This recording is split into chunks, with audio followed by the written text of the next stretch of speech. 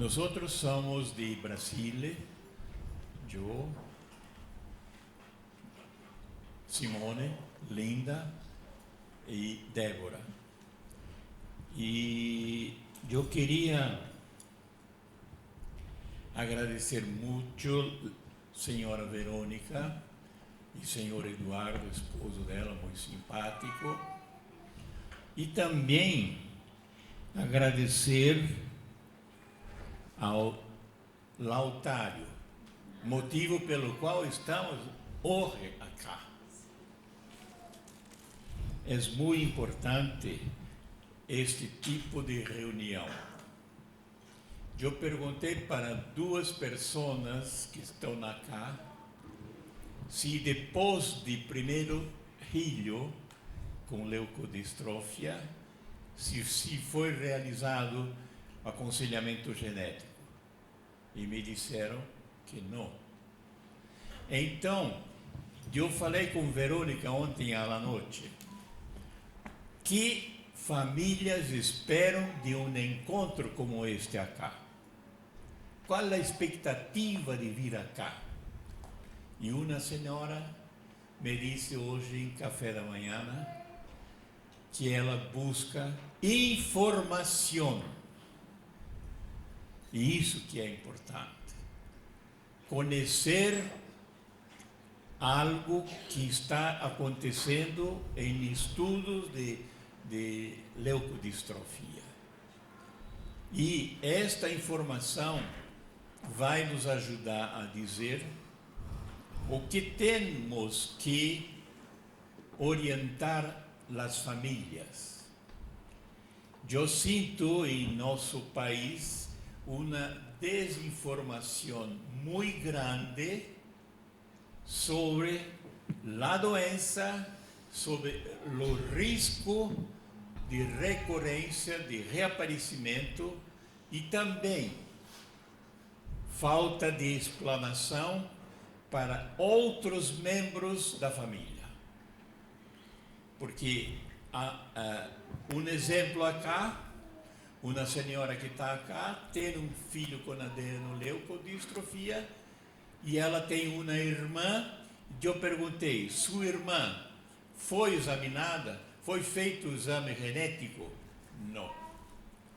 Se é uma característica que está presente no cromossomo X, uma senhora que tem uma irmã com filho afetado is obligated to run the exam to know is carrier or no. Yes? Então, esse tipo de informação que eu acho que uma entidade como essa, que a Verônica está tocando tão bem, e tantas brilhantes apresentações de hoje, é que faz crescer o grupo e levar em outros países a mesma coisa. Nós temos aqui Débora, que é uma madre e que teve sucesso e que certamente será nossa presidente lá no Brasil para aglutinar famílias pela mesma causa que você faz acá. Então, nós outros vamos apresentar hoje alguns dados preliminares de uma investigação que estamos fazendo em sul do país, do Brasil. São 3 estados. E uma coisa que nos chama a atenção é que muitas famílias não querem dar informações. Por quê que uma família não quer participar de um projeto e dar alguma informação? Mesmo que nós outros dizemos que é dados sigilosos, ninguém vai passar informação nenhuma. E esse estudo, por exemplo, em Brasília, é necessário passar por um comitê de ética. Se o trabalho não é aprovado em comitê de ética, não se pode depois publicar os dados. Então,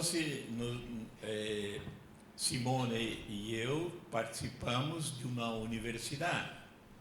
E isto é um projeto de pesquisa e que seguramente mais 1 ou 2 anos nós esperamos ter um número grande de famílias para esse cadastro.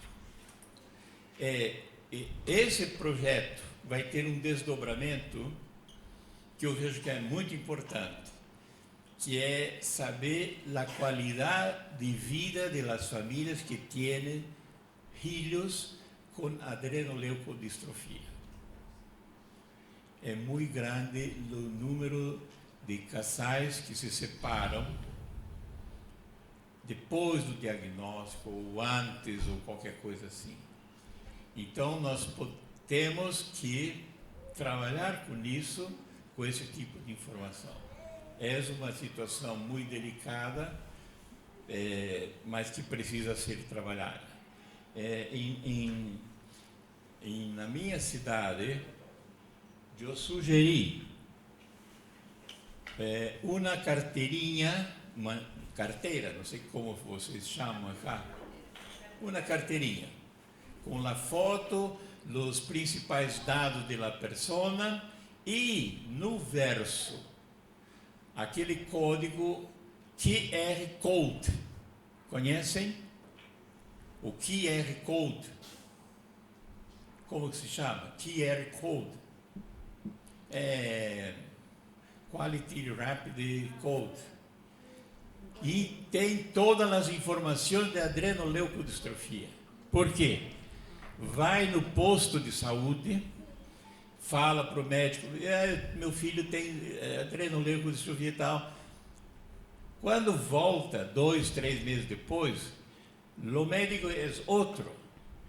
E tem que contar toda a história novamente.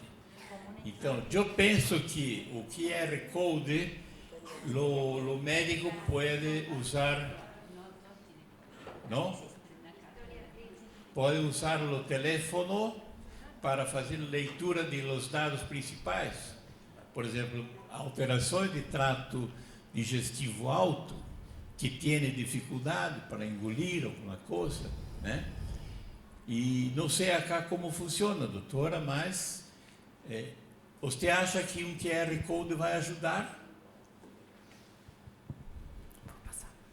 A ver, nosotros es muy diversa el tipo de historia clínica que tienen cada paciente en cada hospital. Todos, la mayoría de nuestros pacientes tienen una historia clínica, sobre todo por el Addison, con los datos principales, además de la información. Y no, la carta de emergencia, ellos poseen la historia clínica y la carta de emergencia por la insuficiencia suprarrenal. No hay es posible que sea cómodo tener alguna indicación el mismo chico, sobre todo para chicos grandes que tienen una vida más independiente, que no están siempre con los padres. Por eso, por su insuficiencia, eso lo tienen, ¿sí? Pero que nosotros temos em nosso país, por exemplo, Cornélia de Lange, que é uma doença que pouquíssimos conhecem, síndrome de Williams e ex-fragile, né? E isso está funcionando muito bem. Aí eu me lembrei, por que não fazer muito barato, né? E fácil. Então, eu vou passar a palavra para a doutora Simone, que vai explicar os casos. Eu me aproximei desse estudo porque Simone was a grandmother, a baby that died 1 year ago, and Linda have a boy with 12 years, and 2 years ago died too, and very effective work in prol de adrenoleucodistrofia. And eu não sei como é que chama, Guerreiro mesmo. As duas garotas cá são muito guerreiras. Por isso que eu despendo sem honorário nenhum, gratuidade em atendimento, porque eu acredito nesse tipo de trabalho, ok? Simone. Obrigada. Boa tarde a todos. Eu vou falar em português, porque não falo espanhol. Sendo professora da Universidade Federal do Paraná, eu acredito que eu vou falar lentamente e vocês poderão entender. Então, como o Dr. Rui já falou, eu quero agradecer a Verônica a oportunidade. Eu sou professora da Universidade Federal do Paraná e a minha área de estudo é imunologia. Eu sempre trabalhei com AIDS na terceira idade. E aí, então, o que é que eu faço aqui com adrenoleucodistrofia? Em 2017, em março, o meu neto morava comigo e ele foi diagnosticado com adrenoleucodistrofia. A partir desse momento, como vocês sabem, dentro das leucodistrofias, a nossa vida dá uma volta muito grande. E como alguém já falou aqui, é muito importante nós continuarmos a nossa luta. Então, eu vejo que eu posso ajudar as crianças brasileiras. E posso ajudar de que forma? Através de pesquisas. Então, nesse meio, eu vi que faltava uma coisa que a doutora Norma falou na sua fala, que eram registros dos pacientes brasileiros. Não apenas das nossas crianças, mas também das mães brasileiras. Então, nós vamos para uma parte bem mais prática do que os meus colegas que antecederam, certo? Então, aqui, esse é o meu neto, o Theo, que infelizmente ele faleceu em outubro de 2018. Então, vamos lá. Como o Dr. Rui falou, o nosso levantamento desses dados das crianças brasileiras, eles estão sendo realizados apenas na região sul do Brasil. Nós temos a aprovação do Comitê de Ética da Universidade Federal do Paraná, mas, infelizmente, nós não temos recursos financeiros. Então, nós só fazemos a região sul, porque todas as viagens de mais de 600 quilômetros, somos nós que bancamos hotel, combustível e alimentação. Então, nós estamos fazendo apenas da região sul. E nós vamos mostrar os dados de apenas um ano. A pesquisa é bem recente. Então, aqui os 3 estados. O local é apenas a região sul. Opa! Passamos muito rápido. Acho que já é o horário. Aqui, então, a questão da região sul. Aqui. Foi aprovado pelo Comitê de Ética.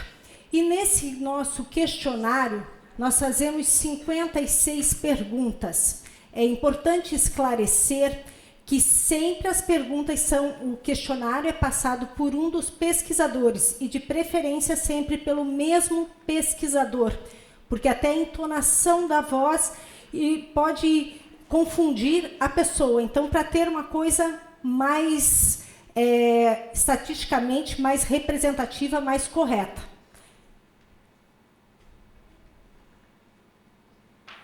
Nesse formulário, nós temos, então, perguntas que vão abranger características gerais do paciente, o diagnóstico laboratorial, as questões de tratamento e os sintomas das mães dos pacientes com ALD. Então, vamos passar aos resultados. O que é que nós podemos observar? Que dos nossos 24 pacientes, então nós entrevistamos 17 famílias. Existem famílias com mais de uma criança, por isso que nós temos um N igual a 24 crianças. Então nós podemos ver que a região com maior número de crianças até agora, de pacientes, foi o estado de Santa Catarina, seguido do Paraná e, em terceiro lugar, Rio Grande do Sul. Em questão de tempo para fechar o diagnóstico, aqui foi muito falado, então, de exames de sangue, de exames de ressonância, de exames genéticos. Mas vamos passar um pouquinho na prática o que está acontecendo.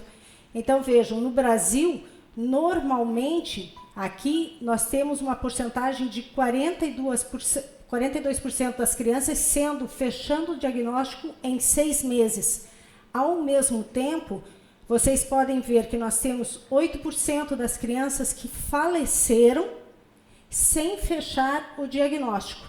Mas aí o que fica? Fica que tem irmãos e aonde foi feito o exame genético, então, para confirmar essa doença. Mas esses pacientes faleceram sem diagnóstico. Nós temos outras crianças, por exemplo, que podem levar 36 meses para fechar o diagnóstico, 24 meses. E aqui foi enfatizado várias vezes que na questão da adrenoleucodistrofia é importante o transplante. E foi frisado que era a questão do tempo. Então, o tempo é precioso, mas nós temos uma falha de tempo de diagnóstico. Aonde está o erro? Talvez o erro, no Brasil, esteja na questão médica, na questão de enfermagem. Talvez o desconhecimento seja um dos fatores que atrase o diagnóstico. E, claro, também a questão financeira, porque nós temos exames mais caros. Em relação à questão de crianças já falecidas, então nós podemos notar que mais ou menos é 50% de falecidos, desses 24, e 54% vivos. Então é quase 50-50. Aqui a diminuição do rendimento escolar. Então um dos médicos que falou, que me precedeu aqui, ele disse de algumas características. Então, uma das principais características na adrenoleucodistrofia é a redução dessa capacidade na escola, do rendimento do aluno. Então, vocês podem notar que 67% das crianças brasileiras entrevistadas com os pais afirmam que as crianças tiveram esse baixa de rendimento. Aqui nós podemos ver que a questão das crianças, pela diminuição do rendimento escolar, qual é o primeiro passo? Ser encaminhadas a psicólogo. Então, nós podemos ver que 50% das nossas crianças na região sul foram encaminhadas para psicólogo. O que mais que nós temos? Aqui de pacientes enviados a oftalmologistas. Por que do oftalmologista? Porque se diminuiu o rendimento escolar, pode ser um problema psicológico ou pode ser uma questão de visão. Então, um passo é o oftalmologista. Observem como nós estamos perdendo tempo. Então, nós estamos perdendo tempo. Nós precisamos ganhar tempo pela questão do transplante. Aqui também nós estamos, então vamos falar da questão do exame genético que foi colocado aqui várias vezes. Desses 24 pacientes, 67% fizeram o exame genético do ABCD1. 33% não chegaram a fazer exame genético. Aqui, ácidos graxos. Então, para as crianças, nós podemos ver que 83% das crianças fizeram ácidos graxos, 17% não.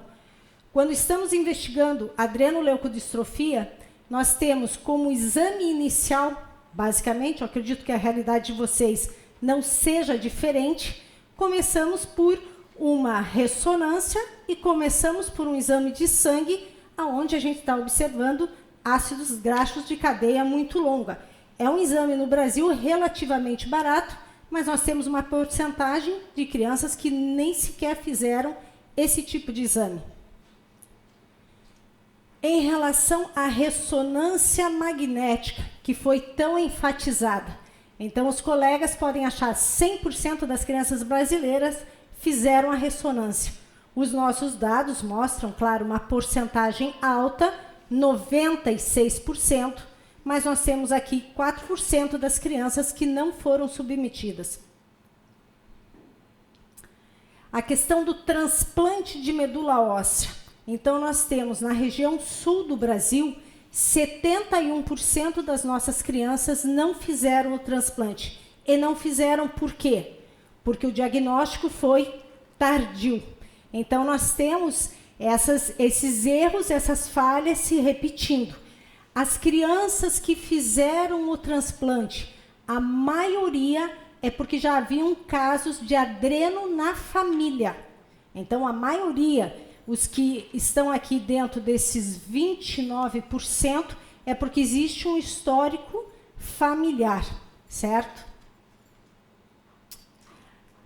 A questão de fazer reabilitação com fonoaudiólogos, então nós temos apenas 42% das crianças fazendo. Na rede pública no Brasil, nem todas as crianças recebem esse tipo de atendimento. Normalmente é pelo convênio, vocês têm convênio, sabem o que é um convênio, ou na rede particular. É exatamente assim que funciona. A reabilitação com fisioterapia também aqui, 50% das nossas crianças fazem fisioterapia, 50% não.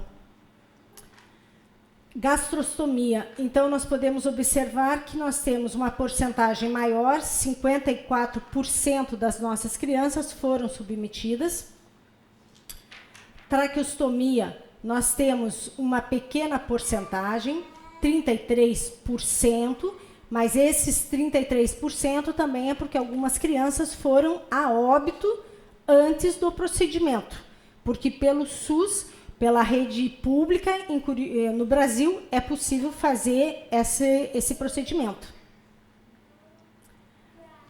A questão de Addison, que também foi falado aqui, que está envolvido com as glândulas adrenais, então nós podemos observar que 83% das crianças apresentam também a doença de Addison.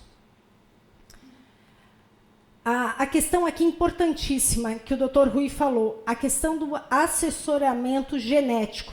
Então, das 17 famílias, nós podemos observar que 76% receberam as informações genéticas referentes à adrenoleucodistrofia. Precisamos resgatar a informação que ela está ligada ao cromossomo X. Então, essas informações são muito importantes dentro daquele núcleo familiar. 24% das famílias não receberam nenhum aconselhamento genético. A questão das mães. Então, nós podemos ver que mães que não receberam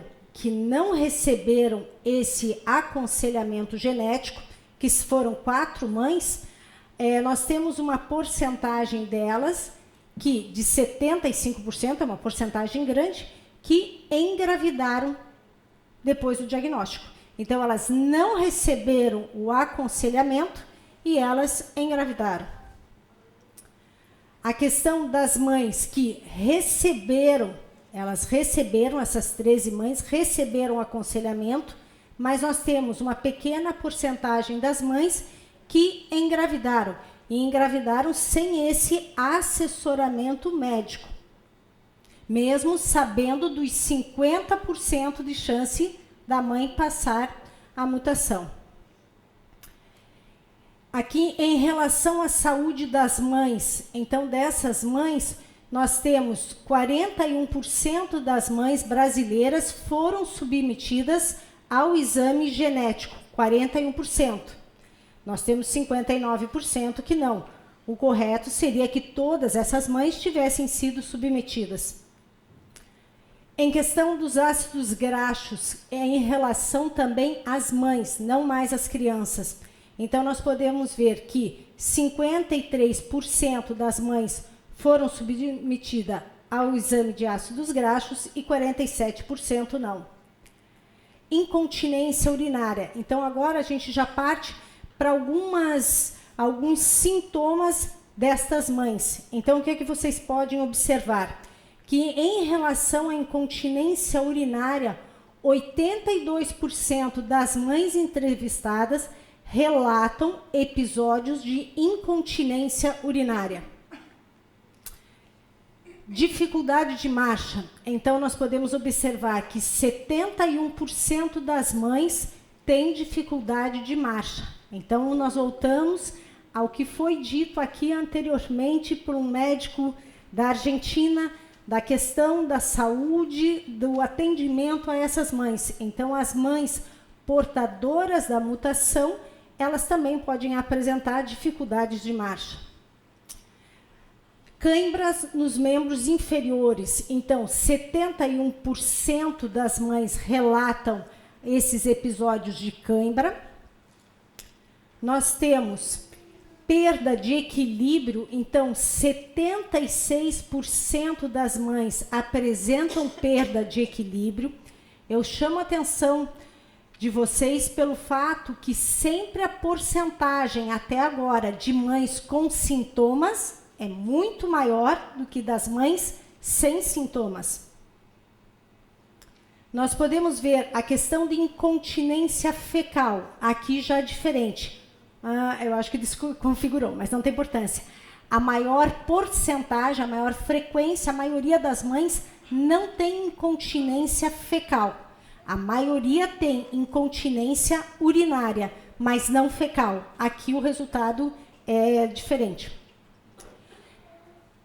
Nesse nosso questionário de 56 perguntas, nós perguntamos muito mais do que foi demonstrado aqui.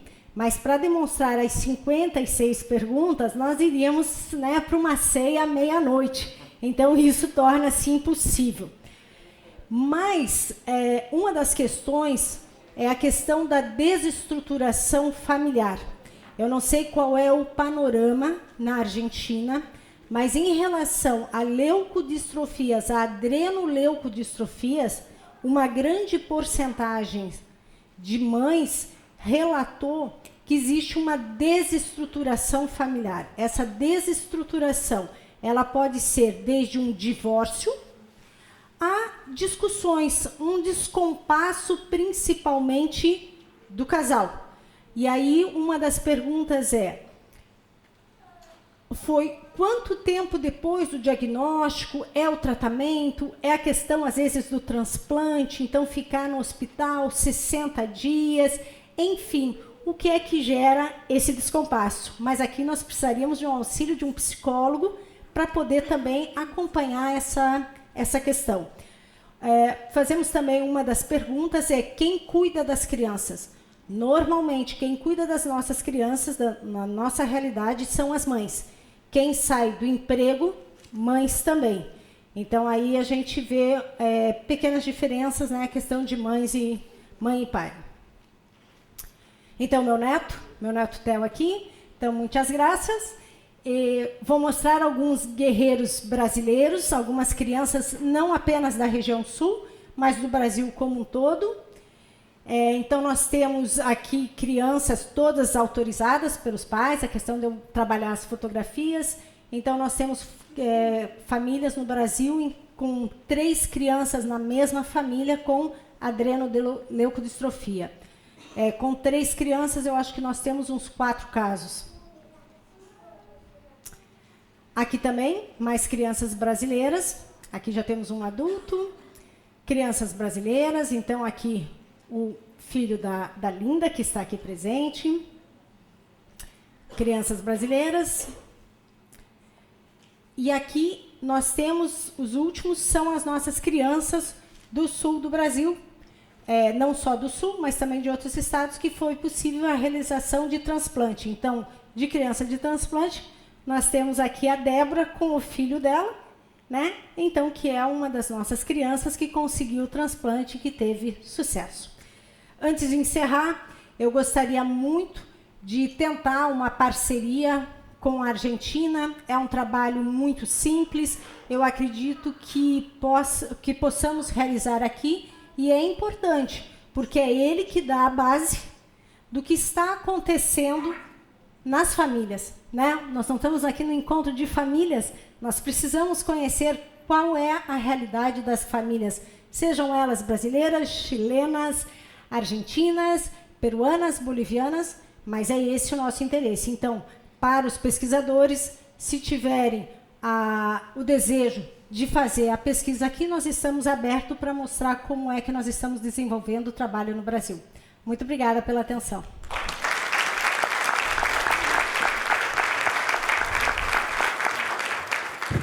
Eu gostaria de mencionar, Verônica, uma coisa. Muitas madres estão acá e você falou, né, sobre a sintomatologia das mulheres que são portadoras. Não é igual em cada uma delas.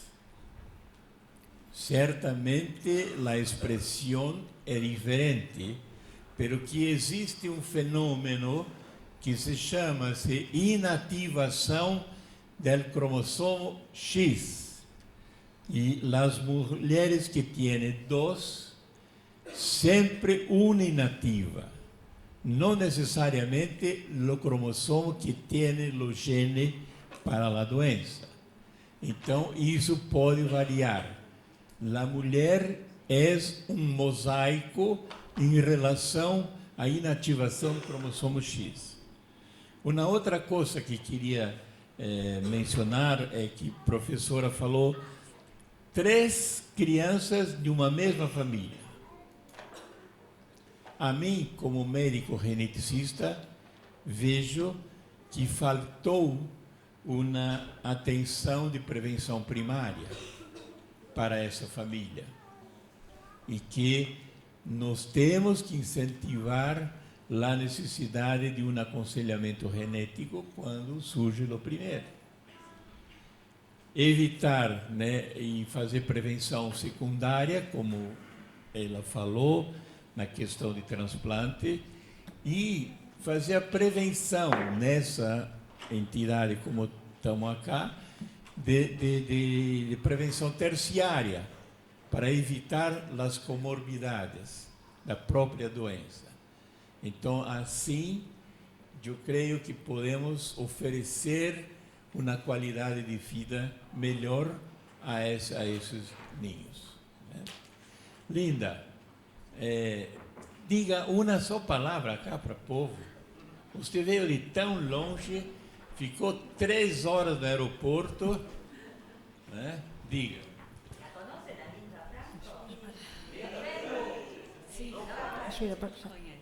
Amor à causa. Amor à causa é o que me trouxe e o que me mantém. O Gabriel partiu e ele deixou uma missão para mim. Então, eu vou continuar. Juntos. E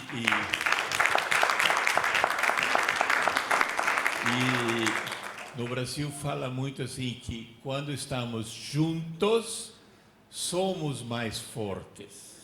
Não é verdade? Então, agradecemos a todos.